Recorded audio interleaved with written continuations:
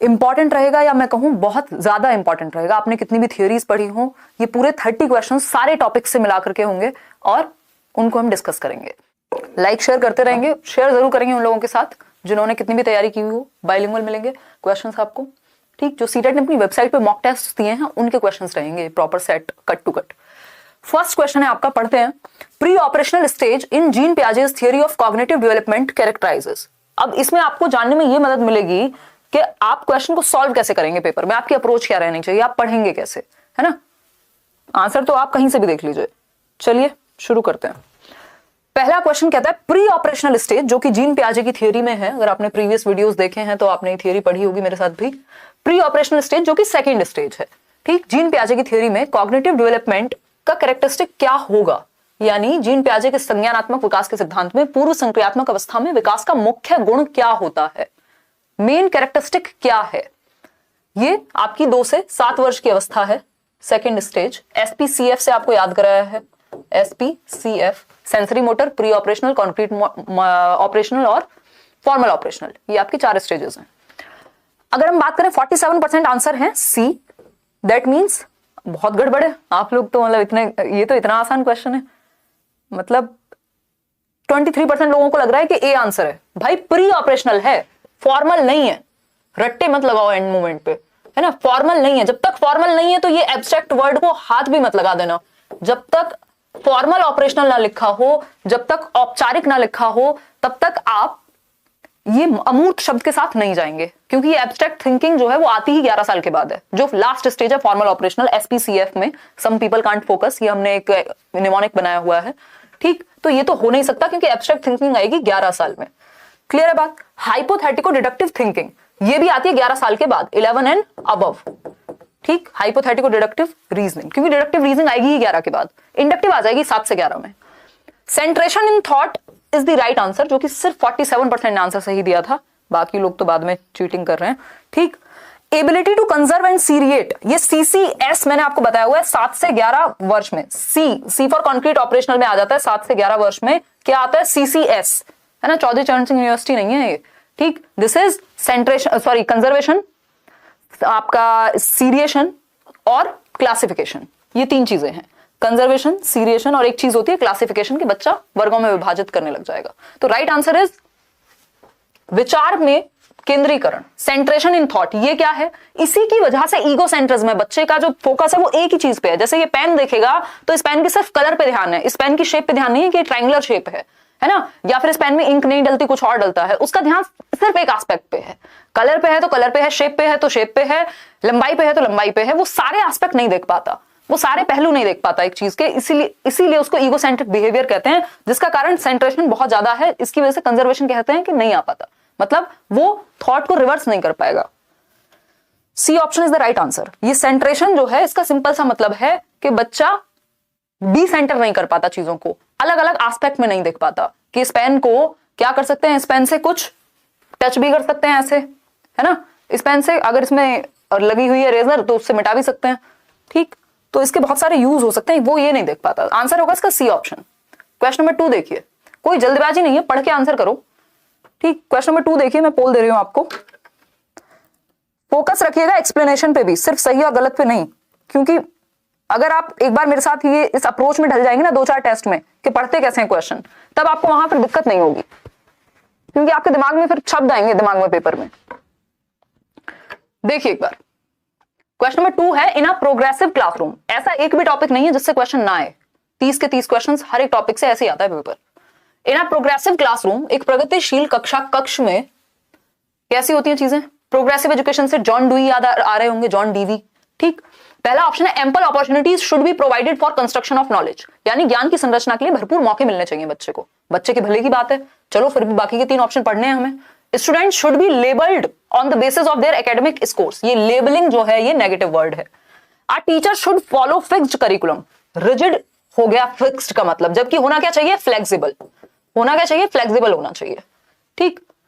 इसमें आपका 94% answer A है, मतलब थोड़ा सा दिमाग आपका खुला है इस बार। लास्ट है, the emphasis should be on competition among students, competition नहीं कराना बच्चों के बीच में, कोऑपरेशन कराना है, उनको एक साथ लेके आना है, प्रतिस्पर्धा नहीं करानी बल्कि सहयोग की भावना डेवलप करानी है। तो ए option is the only right option, या सही उत्तर है क्या ए। क्यों? क्योंकि इसमें बच्चा एक्टिव है, जिसमें बच्चा एक्टिव है वो बेस्ट ऑप्शन है, हमें तो बच्चे की भलाई देखनी है, तो ए option is the right answer. आगे बढ़ेंगे क्वेश्चन नंबर 3 पर। पढ़िए एक बार क्वेश्चन नंबर 3। क्वेश्चन नंबर 3 पढ़िए और जवाब दीजिए। मैं आपको पोल भी दे देती हूँ, आराम से पढ़ो, कोई जल्दीबाजी नहीं है, अभी आपके पास टाइम है, बस कॉन्सेप्ट क्लियर होना चाहिए अच्छे से। पोल दे रही हूं आपको, कल से थोड़ा पोल जल्दी देंगे, भाई को बैठाऊंगी मैं यहाँ पे पोल देने के लिए। 1 मिनट को थोड़ा सा जूम करते हैं।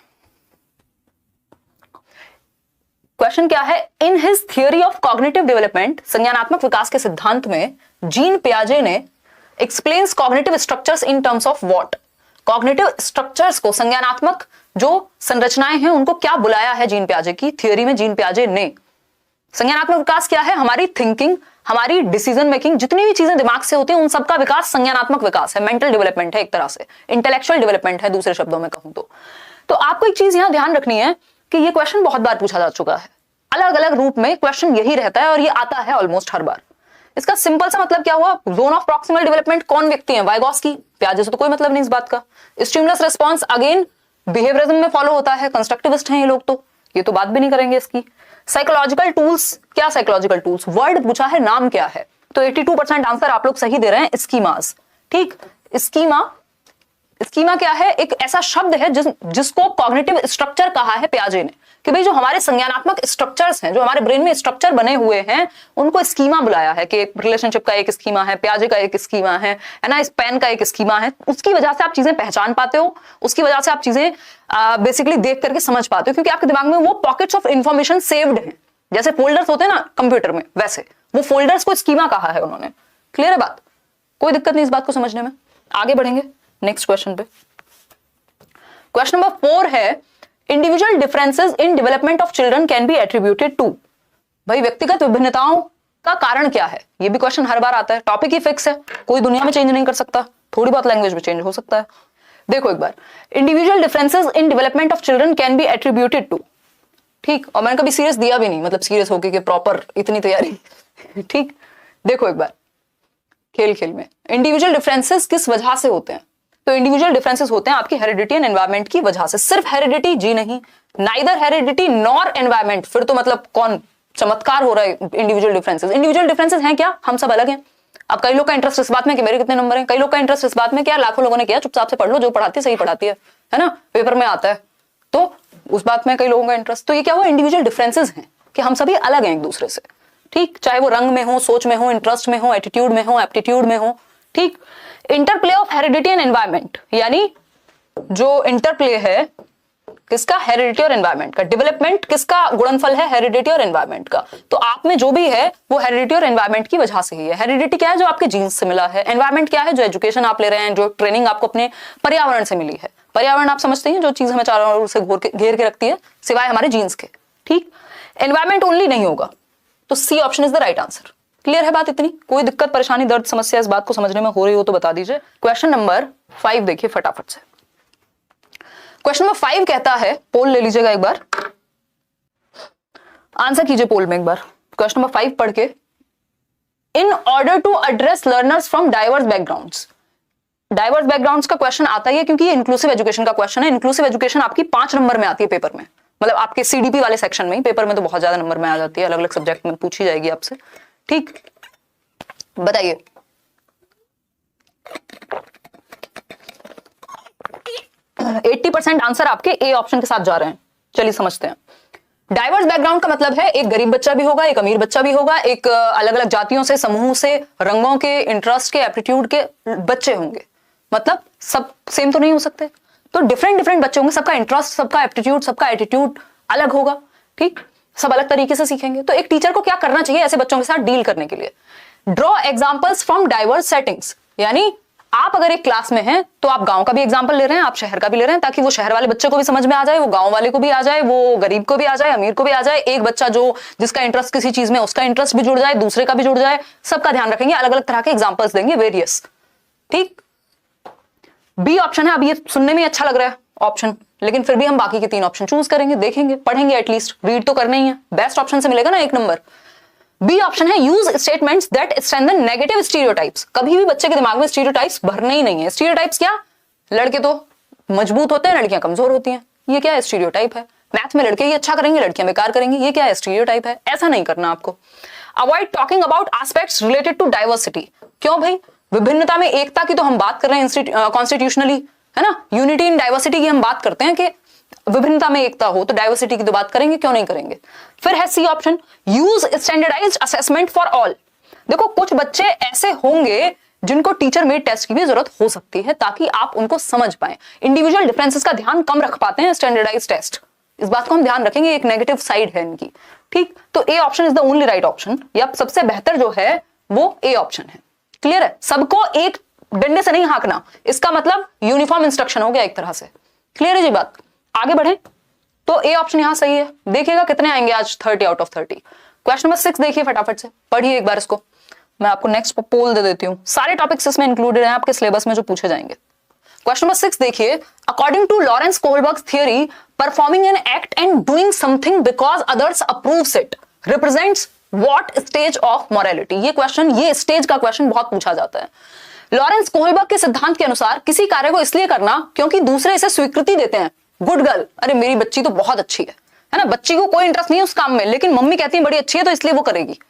ये क्या, कौन सी स्टेज है ये? फॉर्मल कन्वेंशनल है, प्री कन्वेंशनल है, कन्वेंशनल है, पोस्ट कन्वेंशनल है? पोल नहीं दिया आप लोगों को मैंने, पोल दे देती हूँ। चलो इसका तो पोल में आंसर करो, इसमें गड़बड़ करोगे आप लोग। चलो मैं 2 ऑप्शन हटा भी दूंगी, यहां पे मैं आपके सामने सिर्फ 2 ऑप्शन दे रही हूं। आपके सामने सिर्फ बी और सी में से कोई एक होगा, ये आपको हिंट है मेरी तरफ से, क्योंकि 3 लेवल्स बताए हैं कोहलबर्ग ने। फॉर्मल कन्वेंशनल जैसा कुछ नहीं है, ठीक, पोस्ट कन्वेंशनल है, ठीक, ये तीनों लेवल हैं। ए तो ऑप्शन ही नहीं है, और पोस्ट का ये उत्तर नहीं है, क्योंकि पोस्ट में तो व्यक्ति खुद डिसाइड करेगा कि सही और गलत क्या है। ठीक, खुद सोचो अब क्या होगा आंसर, बी के सी। प्री कन्वेंशनल जिसमें 2 स्टेजेस होती हैं, याद होगा आपको, punishment and avoidance, obedience and punishment orientation, मतलब आज्ञाकारिता, आज्ञा का पालन, डर से बचने के लिए, दंड से बचने के लिए। दूसरी स्टेज इसमें होती है आपकी tit for tat, mutual exchange. तू मेरी पीठ खुजा, मैं तेरी पीठ खुजाऊंगा, मतलब मेरा क्या फायदा होगा, बच्चा ये देखेगा। ठीक, तो इसमें तो हुआ ही नहीं ये लेवल। ये है कन्वेंशनल लेवल का 3rd स्टेज, कन्वेंशनल लेवल की 1st स्टेज अगर मैं कहूं, और ओवरऑल देखें तो 3rd स्टेज। इसमें good boy good girl orientation होती है, अच्छा लड़का अच्छी लड़की अभिविन्यास के। मम्मी पापा तुम पे गौरवान्वित महसूस करेंगे, ऑनेस्ट हो तुम तो प्राउड फील करेंगे, इसलिए सच बोलो। ये क्वेश्चन बहुत आता है, सबसे ज्यादा क्वेश्चन प्री कन्वेंशनल से और कन्वेंशनल से आते हैं, और कन्वेंशनल में भी good boy good girl orientation से आते हैं। ठीक, तो C option is the right answer कि कन्वेंशनल स्टेज है ये, और ये स्कूल वाला बच्चा है। ठीक, आगे बढ़ेंगे, मतलब एडोलेसेंस के आसपास का। कितने क्वेश्चन कर लिए हमने? 6 क्वेश्चन हम कर चुके हैं। 7th पे चलेंगे। क्वेश्चन नंबर 7 देखिए, एक बार पढ़िए, आंसर कीजिएगा, पोल में दे देती हूं आपको। देखिए एक बार क्वेश्चन नंबर 7 देखिए, it is difficult for children to learn when. बच्चों के लिए सीखना मुश्किल कब हो जाता है? बताइए, कठिनाई कब होगी बच्चों को सीखने में? पहला ऑप्शन है content is represented through multiple ways, जब आप अलग अलग तरीके से सिखाते हैं, किसी को पिक्चर दिखा के, किसी को एक्टिविटी करा के, ये तो अच्छी बात है। मुश्किल क्यों होगा, आसान होगा, यहाँ तो इजी होगा सीखना। ठीक, लर्निंग इज सोशली कॉन्टेक्चुअलाइज्ड। भाई बच्चे, लर्निंग क्या है, एक सोशल एक्टिविटी है, ये लाइन याद रखिएगा, है ना। Learning is a social activity. अधिगम एक सामाजिक प्रक्रिया है, हम ग्रुप्स में अच्छा सीखते हैं, तो ये बात भी सही है, कोई दिक्कत नहीं है। Information is presented in disconnected chunks, this is the problem. अगर आप टूटे फूटे टुकड़ों में चीजों को एक दूसरे से जोड़ेंगे नहीं, तो फिर मजा नहीं आएगा सीखने में। ठीक, तो आपको चीजों को जोड़ना होता है, अलग थलग हिस्सों में नहीं, टुकड़ों में नहीं, बल्कि कनेक्ट करके पढ़ाना होता है बच्चे की लाइफ से भी, और जहां से भी हो सके रियल लाइफ से जोड़ करके। दे आर इंट्रिंसिकली मोटिवेटेड, अगर वो खुद से इंटरनल मोटिवेशन है, दैट मींस पॉजिटिव बात है। तो C option is the right answer, क्योंकि कठिनाई तब होगी जब आपने एक चीज बताई यहां की और दूसरी चीज बताई कहीं और की। ठीक, एक कहावत भी है हिंदी में, बट हम उस पर नहीं जाएंगे, कि ठीक है कि कहीं से ईंट ली, कहीं से कुछ और लिया, और कुछ का कुछ जोड़ के आपने बता दिया, तो वो मजा नहीं आएगा, वो कनेक्शन बनना चाहिए। तो C option is the right answer. आगे बढ़ेंगे, 74% आंसर्स आपके सही आ रहे हैं इस क्वेश्चन को लेकर के। क्वेश्चन नंबर 8 देखिए एक बार, क्वेश्चन नंबर 8 पढ़िए और जवाब दीजिए। इसकी लैंग्वेज बड़ी है, ध्यान से पढ़िएगा। After observing that students are struggling to proceed further on an ongoing activity, एक एक्टिविटी चल रही है क्लास में, बच्चों को एक्टिविटी दी है करने को, टीचर ने क्या ऑब्जर्व किया कि भाई बच्चे को हो रही है समस्या, तो उसको कुछ हिंट दो, कुछ क्लू दो, थोड़ी बहुत उसकी हेल्प कर दो।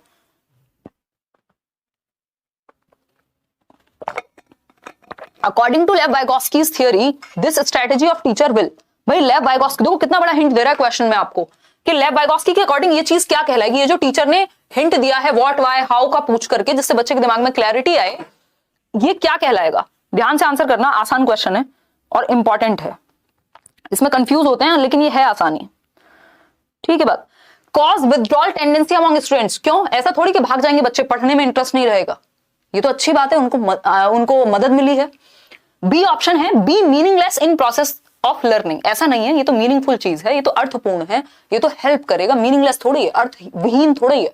फिर है C option, act as a scaffold for learning, ये बात सही है कि एक पहाड़ एक ढांचे की तरह, एक सीढ़ी की तरह हेल्प करेगा, क्या है स्कैफोल्ड के रूप में। स्कैफोल्ड क्या होता है, टेम्परेरी हेल्प मिल जाएगी बच्चे को, जहां वो अटक रहा है वहां से वो निकल पाएगा और खुद से सीख पाएगा, यही तो बात कहते हैं वाइगोस्की।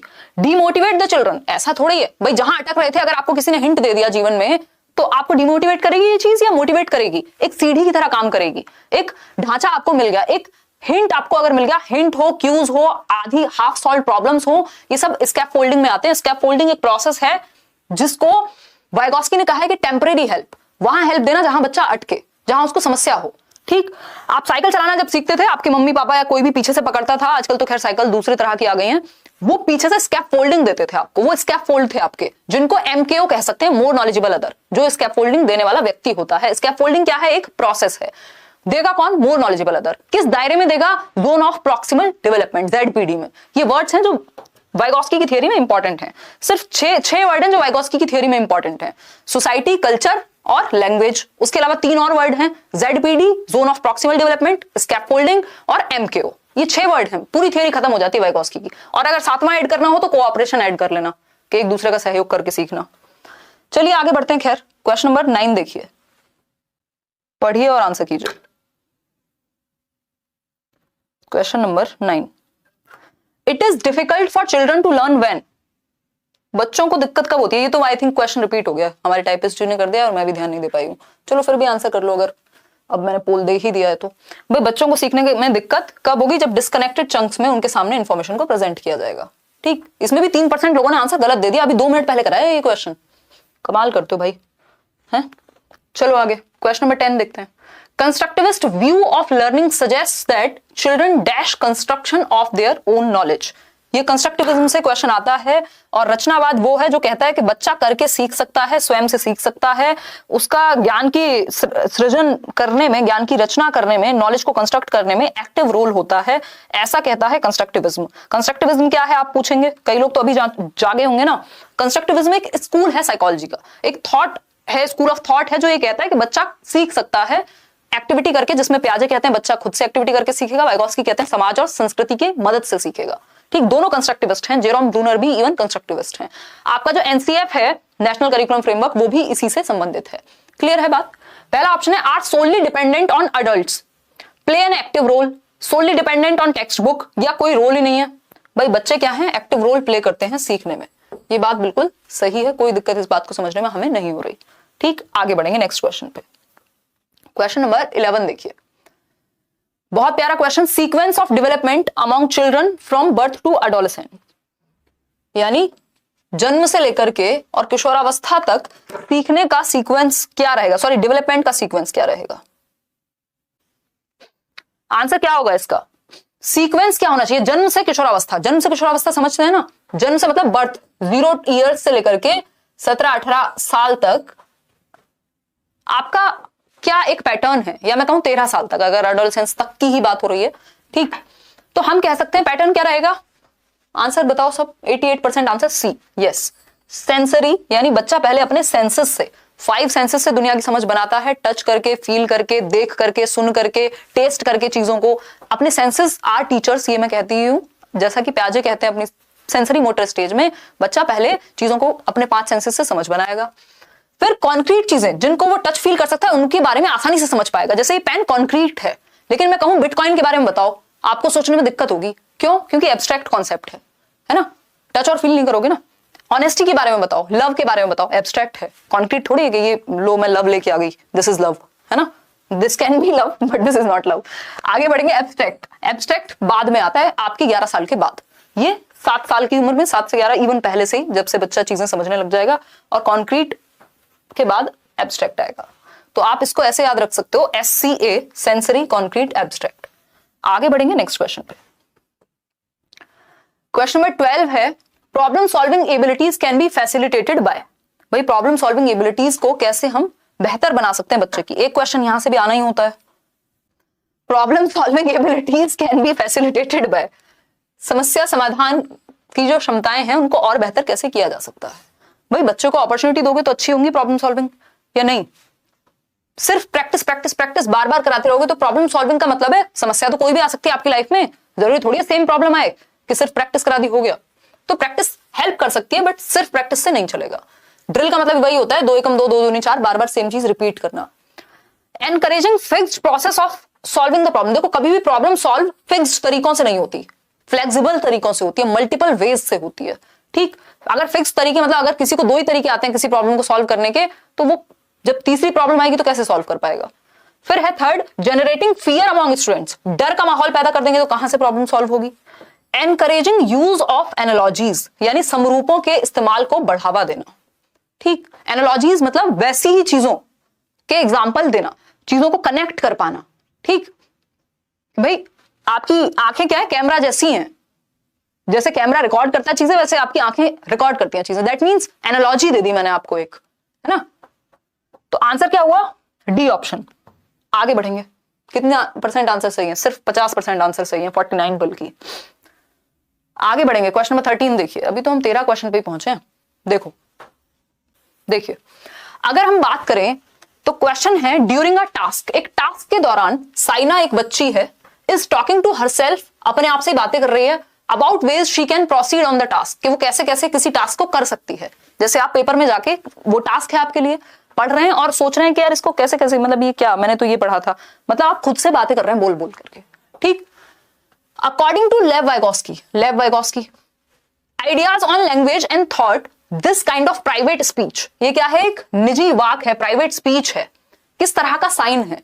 प्राइवेट स्पीच को प्याजे कहते हैं ईगोसेंट्रिक स्पीच है, काम की नहीं है, बट वाइगोस्की कहते हैं बहुत काम की है ये तो। ठीक, दैट मींस सेल्फ रेगुलेशन कर रहा है बच्चा, खुद को ही डायरेक्शन दे रहा है। सेल्फ डायरेक्शन भी लिख सकता था यहाँ पे पेपर में, सेल्फ डायरेक्शन लिखा हो, सेल्फ रेगुलेशन लिखा हो, सिंपल बात है, प्राइवेट स्पीच की बात हो रही है। ठीक, क्लियर है ना ये बात, हमें कोई दिक्कत परेशानी इस बात को समझने में। 3 से 7 वर्ष के आसपास ये रहती है, स्पेशली 3 से 6 के बीच में तो होती ही होती है। ठीक, कि बच्चा खुद से बोल बोल के बातें करेगा। ईगोसेंट्रिज्म तो प्याजे कहते, बात हुई है वाइगोस्की की कि पूछा क्या है, कॉग्निटिव इमेच्योरिटी नहीं है ये, इससे ही तो धीरे धीरे मैच्योरिटी आएगी। आप 3 साल के बच्चे से क्या एक्सपेक्ट कर रहे हैं कि वो एक थ्योरम बना दे, वो तो नहीं होगा ना। साइकोलॉजिकल डिसऑर्डर नहीं है खुद से बात करना, this is a normal thing. आगे बढ़ेंगे, इसके भी आंसर आपके 75% ही सही है। क्वेश्चन नंबर 14 देखिए एक बार, ये पढ़िए, मैं इतने आप लोग को देखती हूँ, पोल देती हूँ। नेक्स्ट क्वेश्चन नंबर 14 कहता है, after getting hurt during a play activity, खेलते खेलते रोहन को लग गई चोट और रोहन ने कर दिया रोना शुरू। Seeing this his father responded, ये देख करके कि रोहन रो रहा है, खेलने में थोड़ी बहुत चोट लग जाती है, और उन्होंने कहा कि क्या लड़कियों की तरह रो रहे हो, don't behave like girls, boys don't cry, है ना, लड़के रोते नहीं है, मर्द को दर्द नहीं होता, ऐसी चीजें हमने बहुत सुनी है ना। तो ये जो स्टेटमेंट है इनके पिताजी के द्वारा, इसको आप क्या कहेंगे? ये कहेंगे हाँ बिल्कुल सही बात है, कि इंसान नहीं होते वो।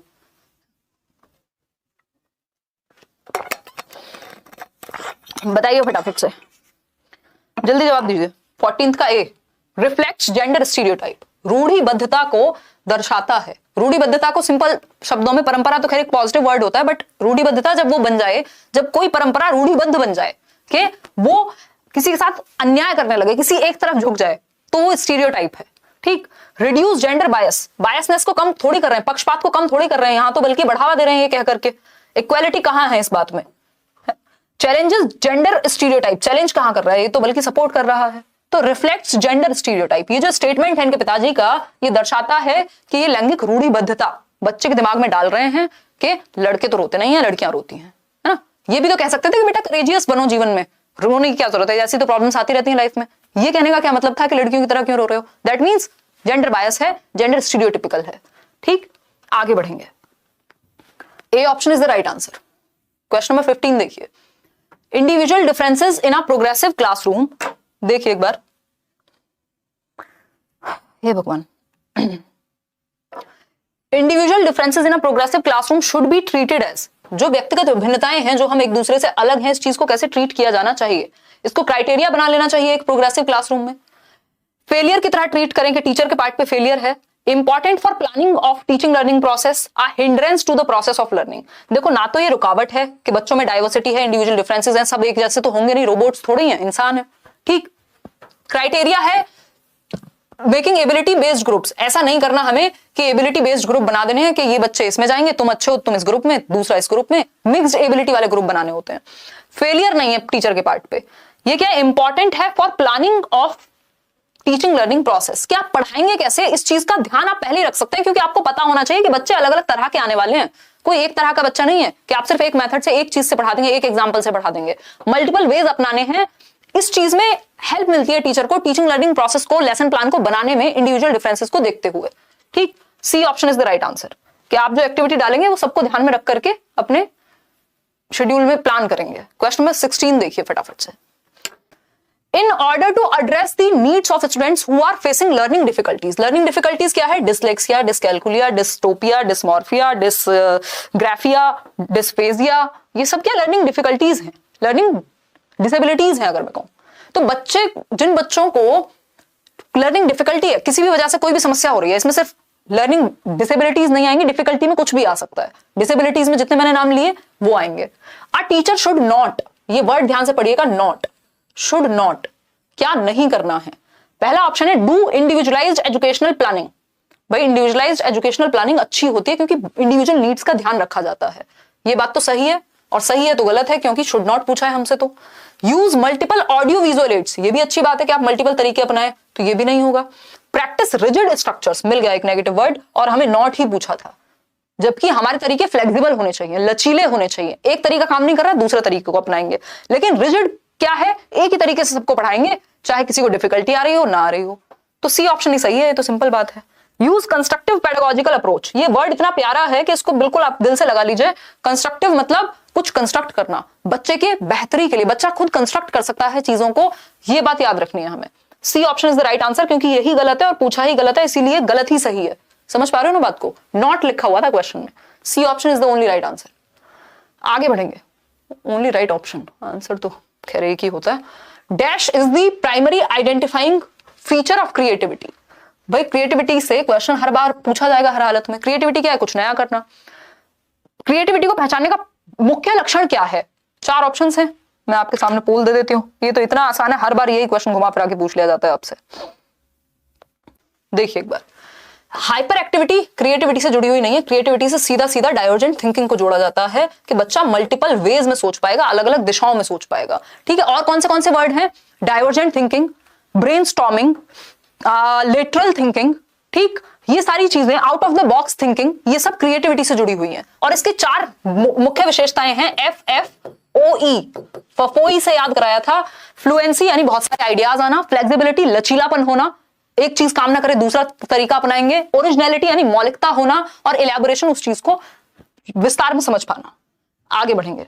D option is the right answer. Question number 18 देखिए, शेम, शर्मिंदगी। पढ़िए, जिन लोगों ने पढ़ाई नहीं की होगी उन्हें आनी चाहिए इस टाइम तो। प्रियंका घोष, चलिए आंसर कीजिए।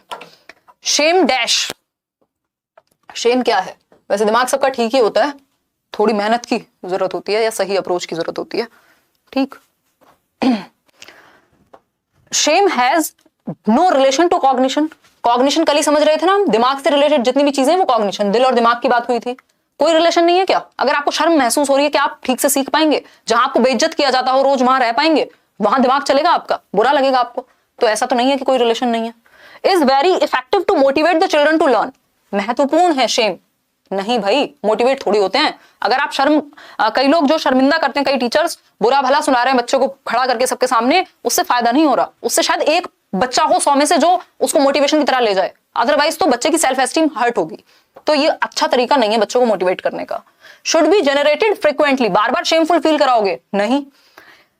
Can have negative impact on cognition. This is the right बात कि भाई इसका नकारात्मक प्रभाव पड़ सकता है बच्चे के दिमाग पे, बच्चे के संज्ञान पे। हो सकता है बच्चा बहुत अच्छा कर सकता था, बट उसको बार बार शेमफुल फील करा करके, उसको खुद पे शर्म महसूस करा करके आपने, हो सकता है कि एक व्यक्ति जो गलत दिशा में ना जाता उसको भी भेज दिया हो। तो शेम का गलत प्रभाव पड़ता है, शेम फुल नहीं फील करवाना चाहिए बच्चे को। ठीक है, हाफिज शाहिद ऑफिशियल। चलिए, तो D option is the right answer, जो कि आप